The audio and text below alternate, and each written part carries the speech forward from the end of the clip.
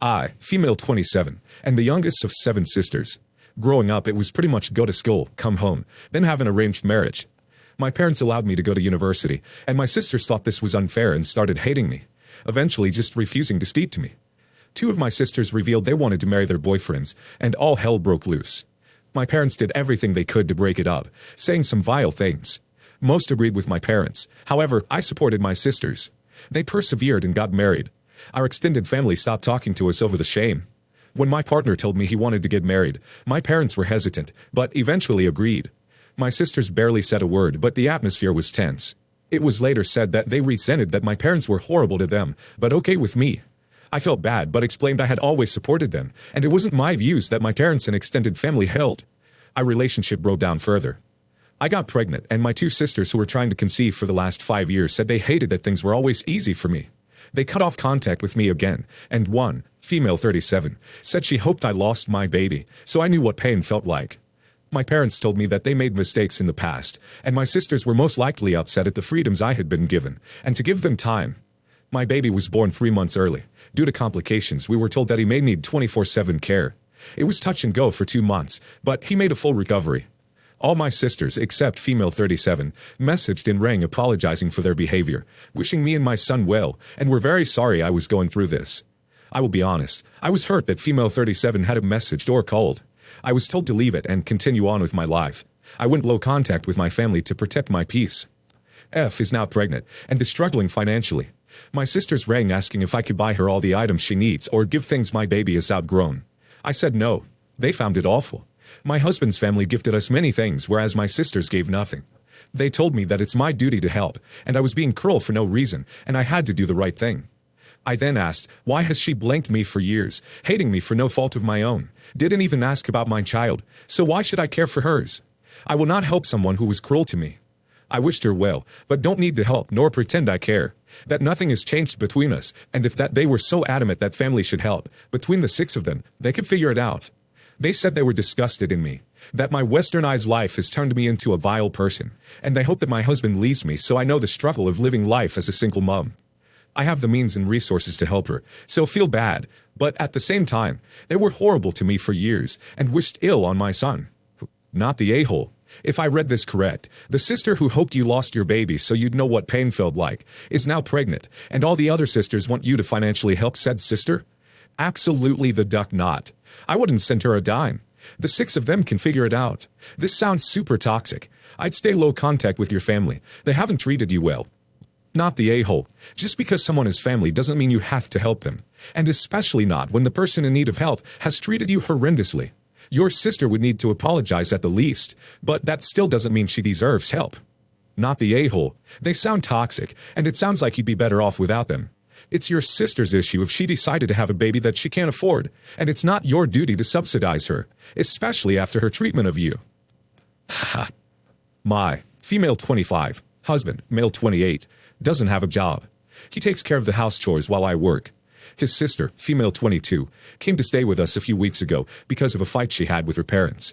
Neither wanted to tell us what happened. I didn't want her there. She isn't in school, doesn't work, doesn't do anything to help with chores, is a spoiled brat, acts entitled, etc. I only agreed to let her stay here for a week. It's been 6 weeks. I honestly can't stand to live with her anymore. She makes a mess everywhere, has parties when me and my hubby aren't home, plays music on max volume till 4 a.m. She's rude, breaks stuff, disrespects all my boundaries and house rules. Finances aren't good either, with the extra expenses. Last night I sat them down and told him that she needs to leave in a week because I'm done. I haven't had a real night's sleep in 6 weeks. The apartment is a mess because my husband can't keep up the mess she makes, and I'm reaching rock bottom with the expenses. He asked if I would let her stay if she would get a job, and I said yes. That would mean she won't have the energy to stay up till 4 a.m. and make a mess, and she will also contribute financially. She ran out screaming that she isn't getting a job, and I'm a B. I called mother-in-law and asked her again why they had a fight. She's pregnant. Baby daddy disappeared into the night when he heard the news. She expected her parents to provide, and they said no, so she came here. I told my husband, and he was shocked but said we can't kick her out now. I said yes we can, and we are. I will not be financially responsible for her anymore. I will not be financially responsible for her child. I will not have a child in my home. I strongly dislike kids. I don't need the noise, the mess, the smell, the extra expenses.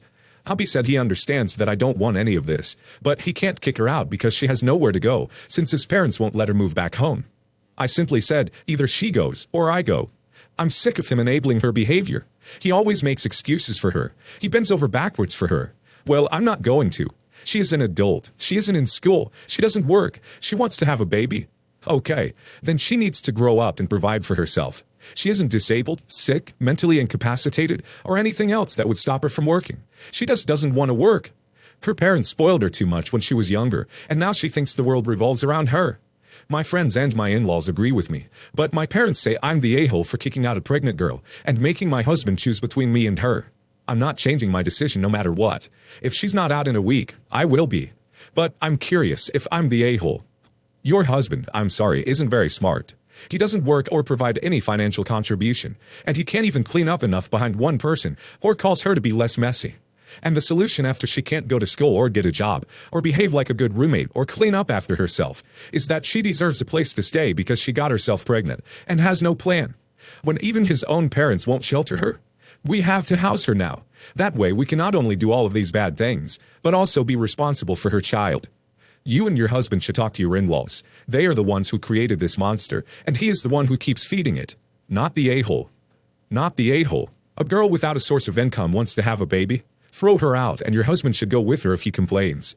You don't owe her to take care of her and her child. Not the a-hole. Your husband doesn't have a job. His sister doesn't have a job. The baby won't have a job for at least 18 years. You're going to be supporting and cleaning up after a lot of people. You are absolutely right to make him choose.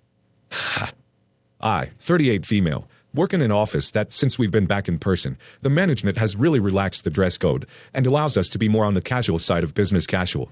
We're allowed to wear jeans every day, unless we have clients coming in, as long as our shirts are more dressed up and our shoes aren't casual, such as tennis shoes. There's an admin, I'll call her Sally. She supports the executives of the company, and so she sits on the other end of the building. Even though we're allowed to dress down and be casual, she's always showing up in overly dressy clothes, and doesn't ever seem to be casual. Myself and a few other women at work have made jokey comments on how we should take her shopping for more casual clothes, and she's not working for Fortune 500, so she doesn't need to try so hard. All in good fun. However, today one of the owners of our parent company came in unexpectedly, and of course, Sally is right there front and center during the meeting, and the owner makes the comment on how refreshing it is to see someone in business attire again, and how she wishes more of us would take a page out of Sally's book. After the meeting, I made the comment to Sally that she needs to stop showing off and sucking up, and come down to our level. She gave me a death glare and walked away.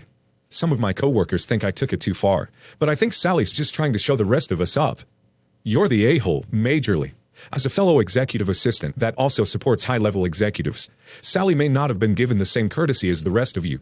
My office is the same, that they're more casual, but my boss has made it clear that as an extension of the executive team, I had to continue with my business attire because of the meetings and responsibilities I had.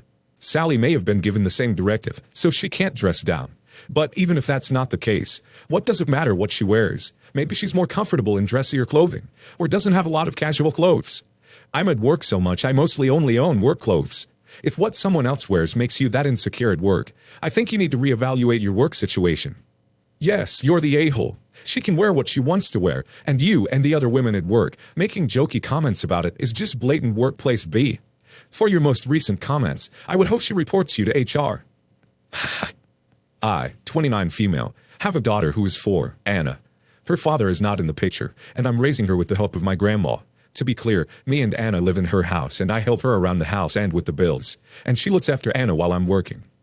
About a month ago, Anna had a very complicated operation. This is for a condition she had since she was born, and operation essentially saved her life. However, I had to borrow money from family, including my sister, to make sure the operation would go ahead, and I'm paying it back slowly. The operation has a long recovery period. The doctor said it might take up to 6 months for her to be back to normal. Due to this, Anna gets tired really quickly, especially after active playtime. Because she is recovering, she can take naps and sleep as much as she needs. I've also made sure to break the main meals into 6 to 8 smaller meals, so it's easier to eat, as recently she found eating boring because it takes too long. She has friends visiting her, and the rule with them and their parents is that if Anna gets tired, they move into less active activities, like watching a cartoon or reading, which they can understand, and have been complying with without issues. Thursday, my sister came around with her son, and asked me to look after him for a bit, as something came up at work.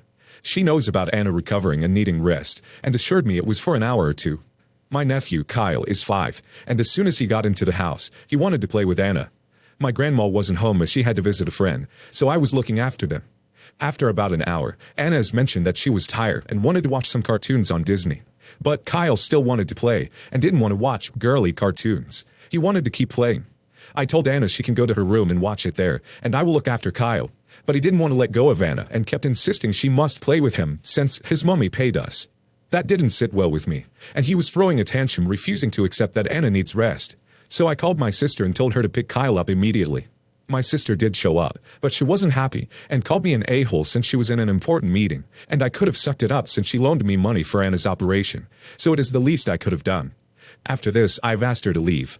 Later that day, I received a call from my mom saying I was an a-hole too, and shouldn't have asked my sister to pick up Kyle since it's just her looking after him as Kyle's dad is in the military and currently away. Edit.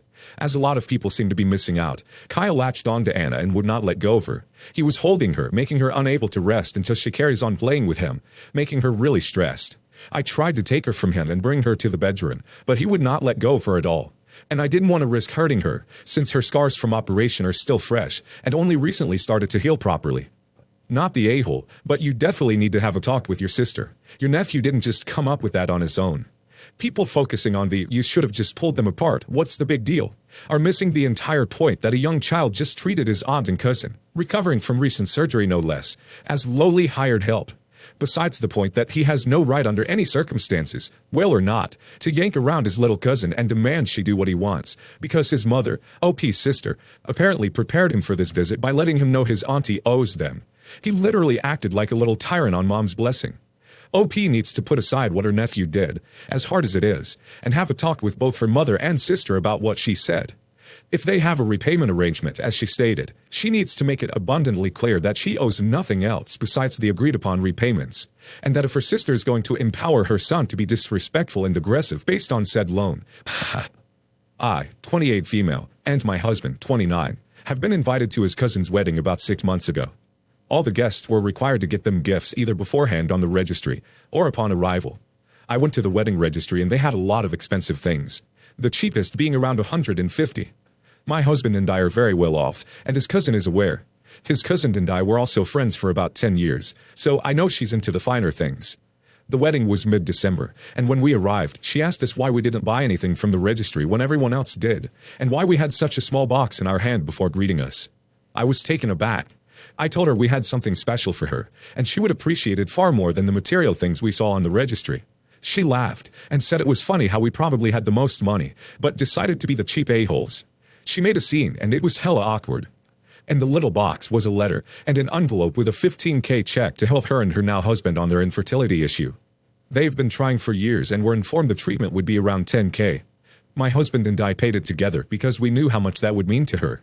Plus, it was well in our budget. We added the extra $5K just to make life a little easier, because we know they've been struggling financially since the virus. Anywho, after causing the scene, she ripped the box out of my hand and left. My husband and I walked out and I quickly canceled the check. After realizing what was in the box, she apologized for embarrassing us and kicking us out via text, and when she tried to deposit it, it obviously didn't work. She has been blowing up our phone saying how awful we are and how we are taking away her dream to start a family. Although some people say we aren't a-holes and she isn't entitled to our money, others say we are and need to give it back to her because we can afford to while they can't, saying we are rubbing our wealth in her face, which isn't true. We have always been very generous to her. Although I feel bad, I'm disgusted by her reaction and refuse to have a relationship with someone who is clearly in our lives for our money. Here is where I might be the a-hole though. I can be a little petty, so I donated about the same amount of money to a charity helping with girls' education around the world and posted about it on Facebook. My husband also shared the post. We have pettiness in common. She's pissed, and so is my husband's family. Not the a-hole. I was a bit torn here because you'd already given her the gift. But I mean, she ripped it out of your hands, so that does change things. And $10K is a lot of money. She was ridiculously rude. It doesn't matter how rich you are. It's incredibly rude to mock someone because a present isn't as big as they believe it should be. And even now, she can't see that she brought this about. You're better off without her in your life. Not the a-hole. She's only sorry because the check was canceled. She shouldn't have acted that way, or expected that money after what she pulled. Not the a-hole. She verbally assaulted you upon arrival at the wedding, before greeting you, to complain about you not having gotten her one of the expensive gifts she had registered for, and complained about the small gift box in your hand. Who does that? She made her own bed. Now she can lie in it. She is not entitled to your money. And as for the charity donation, you can do what you want with your money, even if it's the exact same amount you chose not to give her after her behavior.